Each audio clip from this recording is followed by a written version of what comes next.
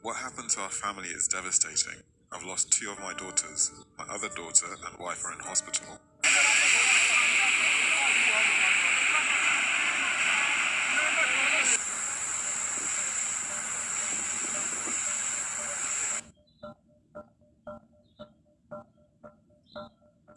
I hear like like a thunderstorm.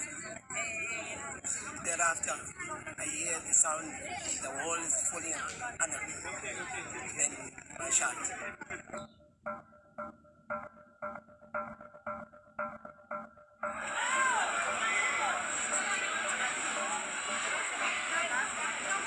No inner space. This community hall is too small for them, but because they got no option, other option.